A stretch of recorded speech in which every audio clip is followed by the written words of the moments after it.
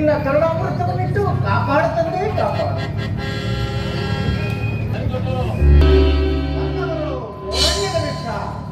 ಗುರುದೇವ, ನಿಮ್ಮ ಪಾದಾರವಿಂದಕ್ಕೆ ನಮಸ್ಕರಿಸಿ. ಈಗ ಬನ್ನಿ, ಈಗ ಆಗಬಹುದು. ಈಗ ದಯಮಾಡಿಸಿಕೊಳ್ಳಿ.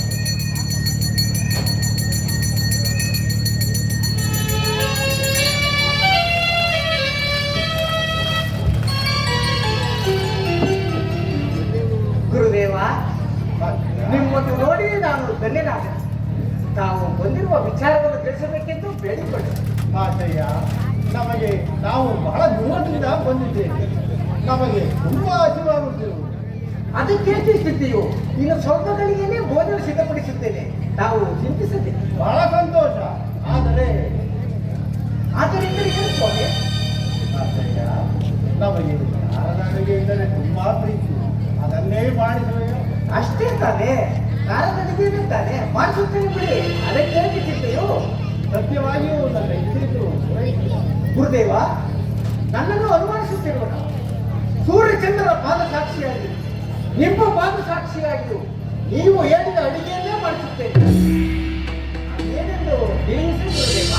ಆಚಾರ್ಯ, ಸತ್ಯವನ್ನೇ ಸಾಕ್ಷಿಯಾಗಿ ಮಾಡಿರಬೇಕು. 7 ವರ್ಷಕ್ಕಿಂತ ಮೇಲಿರಬಾರದು, 5 ವರ್ಷಕ್ಕಿಂತ ಕೀಳಿರಬಾರದು.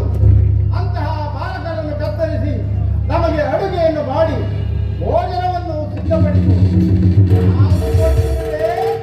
ಎಚ್ಚರಿಕೆ.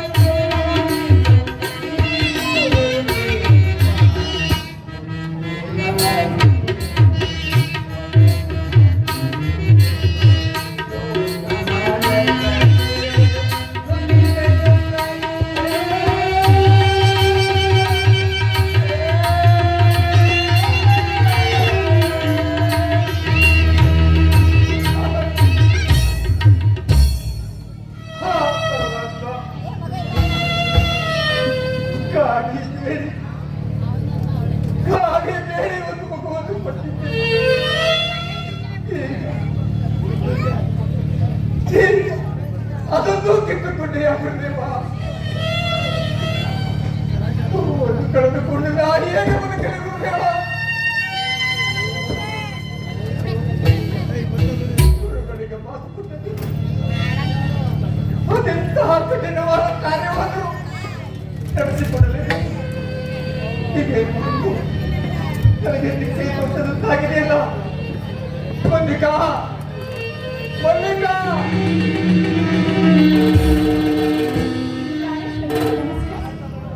ನಿನಗೆ ಮಂಗಳವಾಗಿದೆ ಮಲ್ಲಿಕಾ. ಇದೇಕೆ ನೀವು ಈ ಜನ ಇಷ್ಟೊಂದು ಚಿಂತಾಕ್ರಾಂತರಾಗಿದ್ದಲ್ಲ? ಕಾರಣವೇನು ಸ್ವಾಮಿ? ಏನಾಯ್ತು? ನನಗೆ ತಿಳಿಸಬಾರದು. ದೇವಿ, ಯಾರೋ ಮುನಿವರ್ಯರು ಗೋರಣ್ಯಕ್ಕಾಗಿ ಬಂದಿದ್ದರು. ನಾವು ಬಹಳ ದೂರದಿಂದ ಹಸಿದು ಬಂದಿದ್ದೇವೆ ಎಂದು ಹೇಳಿದರು. ನಾನು ಅವರಿಗೆ ಭೋಜನ ಮಾಡಿಸುವುದಾಗಿ ಹೇಳಿದೆ. ಅದಕ್ಕೆ ಅವರು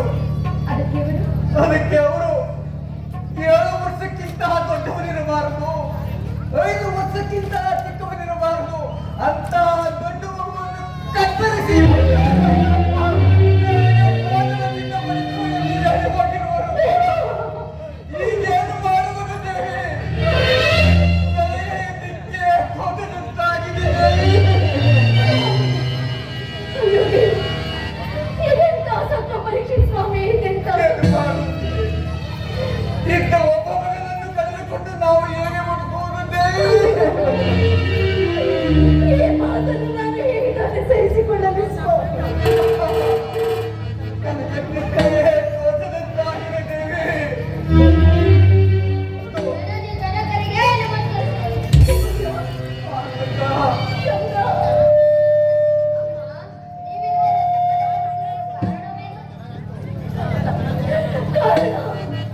ಏನೆಂದು ಹೇಳಲಿ ಕುಮಾರ? ಆ ಕಾರಣ ಕಠೋರವಾದ ನುಡಿಗಳನ್ನು ನನ್ನ ಬಾಯಿಂದ ಹೇಳಲು ಅಸಾಧ್ಯವನ್ನು ಕುಮಾರ. ಅದನ್ನು ನಿಮ್ಮ ತಂದೆಯ ಬಾಯಿಂದಲೇ ಕೇಳುತ್ತಲ್ಲ. ನಿಮ್ಮ ಸಂಕಟಕ್ಕೆ ಕಾರಣವೇನು ಜನಕ?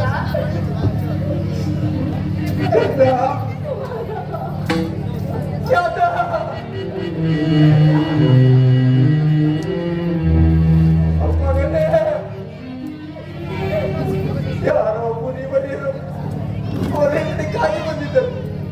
ನಾವು ಬಹಳ ದೂರದಿಂದ ಹಸಿದು ಬಂದಿದ್ದೇವೆ ಎಂದು ಹೇಳಿದರು. ನಾನು ಅವರಿಗೆ ಭೋಜನ ಮಾಡಿಸುವುದಾಗಿ ಹೇಳಿದೆ ಕಂದ. ಅದಕ್ಕೆ ಅವರು 7 ವರ್ಷಕ್ಕಿಂತ ದೊಡ್ಡವನಿರಬಾರದು, 5 ವರ್ಷಕ್ಕಿಂತ ಚಿಕ್ಕವನಿರಬಾರದು ಅಂತ ಗಂಡು ಮಗುವನ್ನು ಕತ್ತರಿಸಿ ನನಗೆ ಭೋಜನ ತಿನ್ನಬಡಿದು ಹೀಗೇನು ಮಾಡುವುದು ಕಂದ?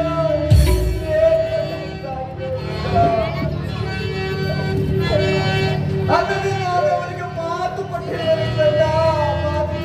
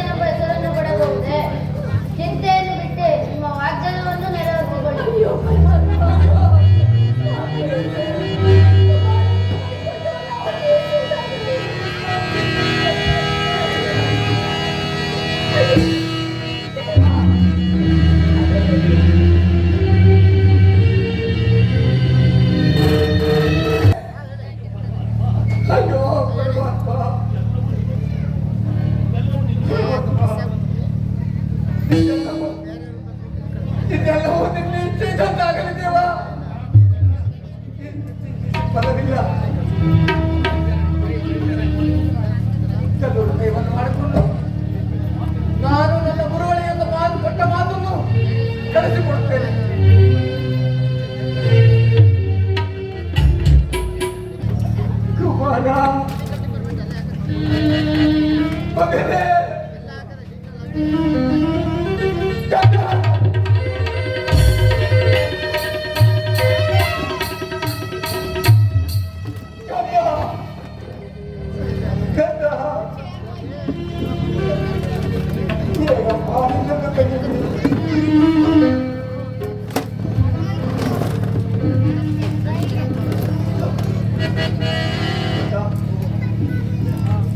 ಸ್ಥಿರವಾಗಿ ನಿಲ್ಲು ಮಗನೇ, ಸ್ಥಿರವಾಗಿ ನಿಲ್ಲು.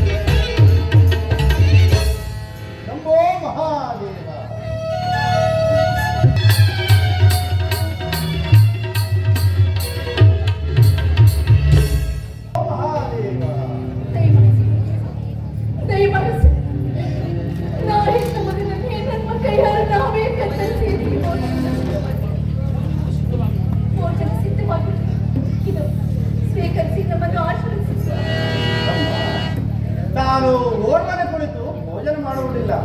ನಿನ್ನ ಮಕ್ಕಳಿದ್ದರೆ ಹೋಗುತ್ತಾಯಿ. ಮಕ್ಕಳೇ ಮಕ್ಕಳೇ ಇದೆಂತ ಪರೀಕ್ಷೆ ಇಂಥೊಬ್ಬ ಮಗನನ್ನು ನಮ್ಮ ಕೈಯಾರ ನಾವೇ ಕತ್ತರಿಸಿ ನಿಮಗೆ ಭೋಜನವನ್ನು ಸಿದ್ಧ ಮಾಡುವಾಗ ಇನ್ನೆಲ್ಲೇ ಮಕ್ಕಳನ್ನು ತರಬೇಕು ಸ್ವಾಮಿ. ನಿಮ್ಮ ಮನೆಯಲ್ಲಿ ಮಕ್ಕಳಿಲ್ಲವೇ? ಮಕ್ಕಳಿಲ್ಲದ ಮನೆಯಲ್ಲಿ ನಾನು ಭೋಜನ ಮಾಡುವುದಿಲ್ಲ.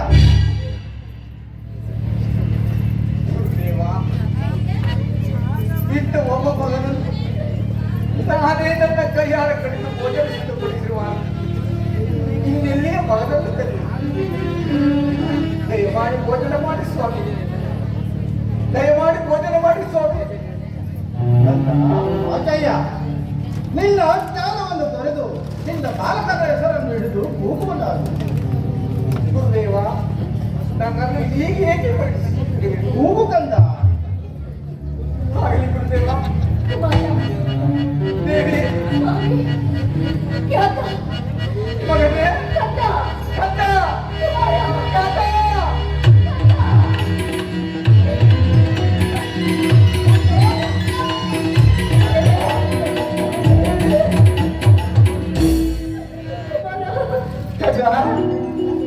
ಕಂದ ಗುರುಗಳ ಪಾದಕ್ಕೆ ನಮಸ್ಕರಿಸುತ್ತೇನೆ. ಕಂದ, ಕೀರ್ತಿವಂತನಾಗಿ ಮಾಡು.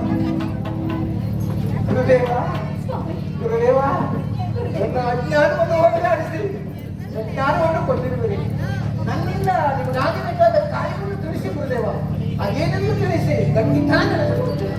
ಕಂದ, ಅಜ್ಜಯ್ಯ, ಗುರುದೇವ, ನಿನ್ನ ಹುಬ್ಬೆವರೆಗೂ ಇರುವ ಸ್ಥಳವು ನಮಗೆ ಗುರಿಗದ್ದಿಗೆ ಆಗಬೇಕು. ನೀನು ಕಟ್ಟುವ ಸ್ಥಳವು ನಮಗೆ ಗುರುಮಠವಾಗಬೇಕು. ಅಲ್ಲಿ ನಾವು ಮುಹೂರ್ತಗೊಂಡು ನಮ್ಮ ಲೀಲಾ ವಿನೋದಗಳನ್ನು ಈ ಜಗತ್ತಿಗೆ ತೋರಿಸಿ ಬೆಳಕನ್ನುಂಟು ಮಾಡಬೇಕು.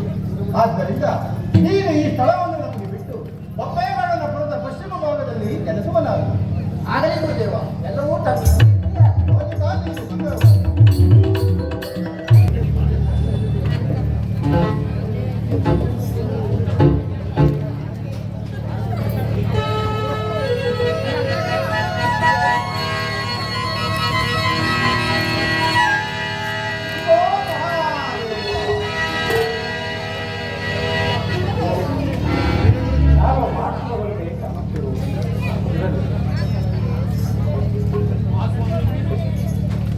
ಮಹಾಸ್ವಾಮಿಯವರಿಗೆ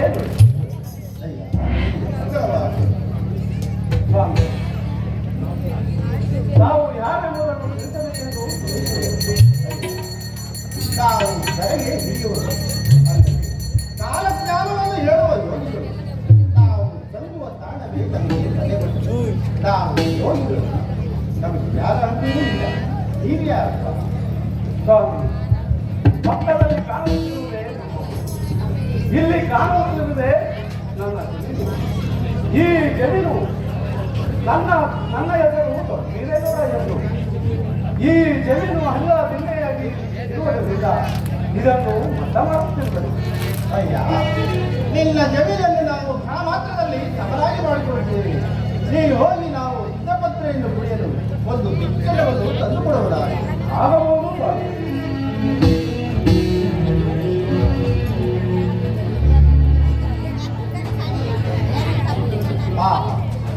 ನನ್ನ ಮಾಯಾಶಕ್ತಿಯಿಂದ ಹೆಜ್ಜೆಯನ್ನಿಟ್ಟು ಈ ಭೂಮಿಯನ್ನು ಒಂದೇ ಸಮನಾಗಿ ಮಾಡಿ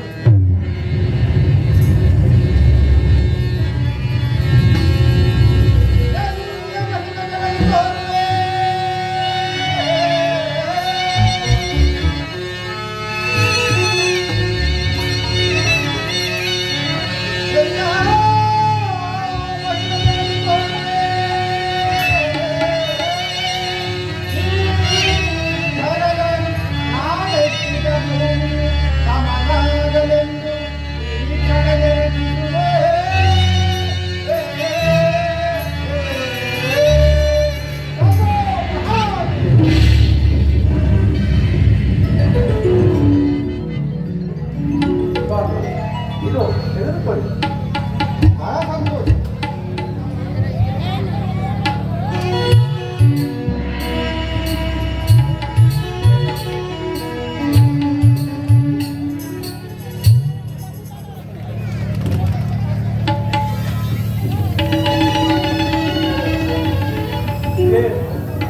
ನಾನು ಒಂದು ವರ್ಷದಿಂದಲೂ ಸಮನಾಗಿ ಮಾಡಬೇಕಾದ ಇವುಗಳು ಕ್ಷಣ ಮಾತ್ರದಲ್ಲಿ ಮಾಡುತ್ತಾರೆ. ಸ್ವಾಮಿ,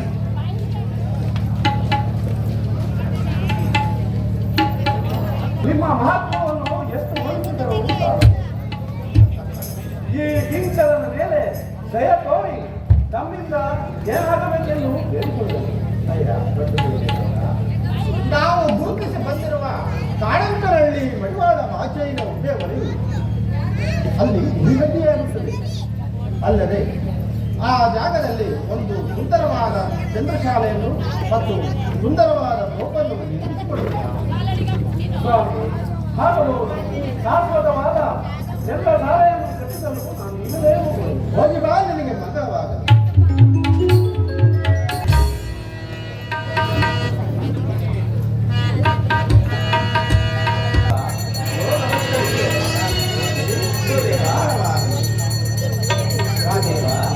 ಬಾ, ಇಲ್ಲಿ ಕುಳಿತುಕೋ.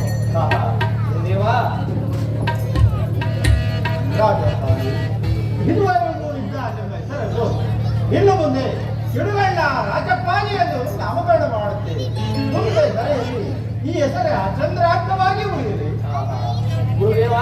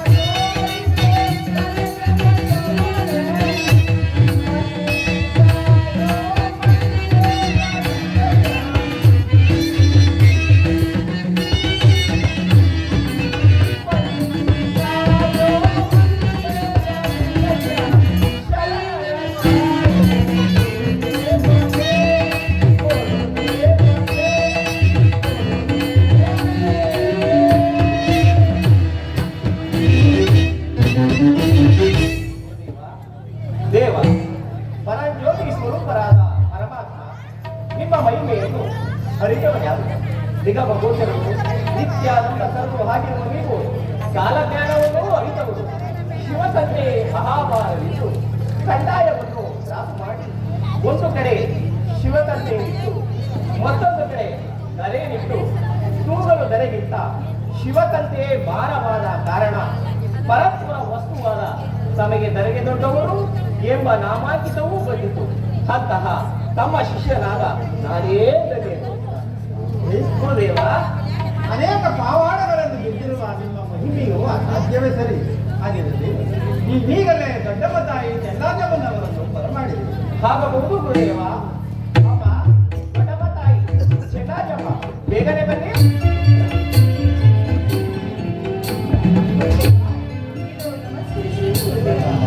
ಚೆನ್ನಮ್ಮ, ನಿಮಗೆ ಮಂಗಳವಾರ. ನಮ್ಮನ್ನು ಬರಮಾಡಿದ ಕಾರಣವಾದರೂ ಏನು? ದೊಡ್ಡಮ್ಮ, ನಮ್ಮನ್ನು ಮುಟ್ಟಿ ಪೂಜೆ ಮಾಡುವ ಶಿಶುಮಕ್ಕಳಿಲ್ಲದ ಕಾರಣ ಈ ರಾಜ ಬೊಪ್ಪೇಗೌಡನ ಪುರದ ಮಠಕ್ಕೆ ಓರ್ವ ಶಿಶುಮಗನನ್ನು ದತ್ತು ಮಗನಾಗಿ ಪಡೆಯಬೇಕಾಗಿರುವುದು. ಆದ್ದರಿಂದ ನಿಮ್ಮ ಅಭಿಪ್ರಾಯವನ್ನು ತಿಳಿಸಿ. ಗುರುದೇವ, ತಮ್ಮ ಮಾತಿಗೆ ಪ್ರತ್ಯುತ್ತರವನ್ನು ಹೇಳಲು ಸಾಧ್ಯವೇ? ತಮ್ಮ ಆಜ್ಞೆಯಂತೆ ಆಗಲಿ. ತಾವೇನು ಹೇಳಿದ್ರು ಕೂಡ ನಾವು ನಡೆಸಿಕೊಡಲು ಸಿದ್ಧವಾಗಿದ್ದೇವೆ ಗುರುದೇವ.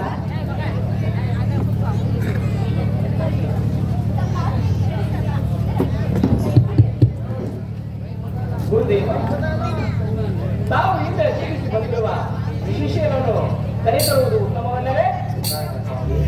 ಒಳ್ಳೆಯ ಆಲೋಚನೆಯಲ್ಲೇ ಮಾಡಿದ್ರು. ಕಲ್ಯಾಣ ಪಟ್ಟಣದ ಕಡೆಯ ಬಾಗಿಲಿಂದ ಘನಶರಣರೊಬ್ಬರು ತಮ್ಮಿಂದ ಕನುಗ್ರಹಿತನಾಗಿ ಈಗ ನಿಡಘಟ್ಟ ಗ್ರಾಮದ ಮುದ್ದೋತಿ ಲಿಂಗಮ್ಮನ 7ನೇ ಗರ್ಭದಲ್ಲಿ ಜನಿಸಿರುವರು. ಆತನನ್ನು ಕರೆತಂದರಾಯಿತು ಗುರುದೇವ. ವಿಚಾರಾಚಾರ್ಯವಾಗಿ ಆತನನ್ನು ಆತನ ತಂದೆ ತಾಯಿಯಿಂದಲೇ ದಾನವಾಗಿ ಪಡೆದುಕೊಂಡು ಬರುತ್ತೇವೆ. ಆಗಬಹುದು ಗುರುದೇವ. ಚೆನ್ನಮ್ಮ, ನಾನೀಗಲೇ ಉಗ್ರಾಣದ ಮನೆಗೆ ಹೋಗಿ ಬಿಂಕು ಮೆರೆದು ಲಾಂಛನವನ್ನು ಧರಿಸಿಕೊಂಡು ಬರುತ್ತೇನೆ. ನೀವು ನಮ್ಮ ಉತ್ತರ ದೇಶದ ಕಂಡ ಹಾಕಿ ಮಂಗಳಾರತಿಯನ್ನು ಮಾಡುವರಾಗಿ.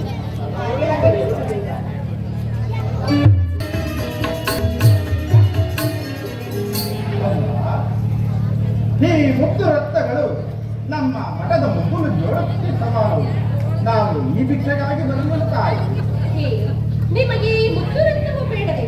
ಹಾಗಾದರೆ ನಿಮಗೆ ಬೇಕಿರುವ ಭಿಕ್ಷೆಯಾದರೂ ಯಾವುದು? ಅಮ್ಮ, ಈ ಮುತ್ತು ರತ್ನಕ್ಕೆಲ್ಲ ಉತ್ತಮವಾಗಿ ಮಾತನಾಡುವ ಮುತ್ತೊಂದು ನಿನ್ನ ಮನೆಯಲ್ಲಿರುವುದು. ಆ ಮುತ್ತನ್ನು ನನಗೆ ದಾನವಾಗಿ ಕೊಡುವೆ ತಾಯಿ. ಇದೇನು? ನೀವು ಈ ರೀತಿ ಒಗಟಿನಿಂದ ಮಾತನಾಡಿದ್ರೆ ನನಗೊಂದು ಅರ್ಥವಾಗುತ್ತಿಲ್ಲ. ಅದು ಏನಾಗಿ ಕಿರುಕರಾಗಿ? ಅಮ್ಮ, ನಿನ್ನ ಗರ್ಭದಲ್ಲಿ 3 ಕುರುಗಳನ್ನು ಬಿಟ್ಟು ಜನಿಸಿರುವ ಆ ನಿನ್ನ ಕಿರಿಯ ಮಗನಾದ ಕೆಂಪಾಚಾರ್ಯನು ನನಗೆ ದಾನವಾಗಿ ಕೊಟ್ಟರೆ ಭಾಗ್ಯವಲ್ಲ, ಹೆಚ್ಚಿನ ಭಾಗ್ಯವನ್ನು ನಿನಗೆ ಕರುಣಿಸುತ್ತೇನೆ. ಏನೆಂಬುದಾಗಿ ಹೇಳುತ್ತಿರುವಿರಿ? ಹಿರಿಯ ಮಗನಾದ ಕೆಂಪಾಚಾರ್ಯನು ನಿಮಗೆ ದಾನವಾಗಿ ನೀಡಬೇಕೆ? ಅವನು ನಮ್ಮ ಮನೆಯ ಸೌಭಾಗ್ಯವಲ್ಲವೇ? ಛೆ, ಮಕ್ಕಳನ್ನು ಯಾರಾದರೂ ಈ ರೀತಿ ದಾನವಾಗಿ ಕೇಳಿದರು, ಈಗ ನಾವು ಏನು ದಾನ ಮಾಡಲಿ? ಈ ಕೂಡಲೇ ಈ ವಿಚಾರವನ್ನು ನನ್ನ